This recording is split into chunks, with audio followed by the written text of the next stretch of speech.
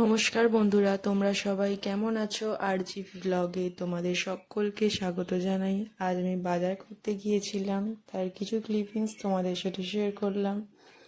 বাজার করে মাছ কিনে তারপরে বাড়ি এসেছিলাম। আজ অনেক রকম মাছ এসেছিলো, তাই ভাবলাম তোমাদেরকে একটু দেখাই। আজ আমি বাড়িতে দই কাতলা রান্না করছি, তাই তার কিছু রেসিপি তোমাদের সাথে শেয়ার করলাম। পুরোটা তো করতে পারলাম না, ওই তার মধ্যে কিছুটা শেয়ার করলাম। এখানে আমি মাছটা ভেজে নিচ্ছি, দেখতেই পাচ্ছ নুন হলুদ মাখিয়ে ভাজছি।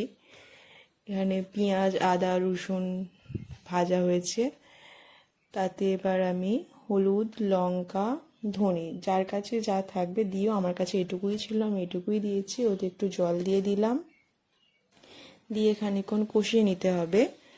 দেখতে পাচ্ছ আমি খানিকক্ষণ কষালাম, কষানোর পর ওতে এবার আরেকটু জল দাও, দিয়ে এবার দইটা দিয়ে দিতে হবে।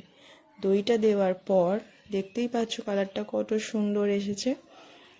এবার ওতে এটাকেও খানিকক্ষণ কষিয়ে নাও, কষিয়ে এবার তোমার ভাজা মাছগুলো দিয়ে দাও, দিয়ে খানিকক্ষণ ফুটিয়ে নাও। ব্যাস, আমার দই কাতলা রেডি।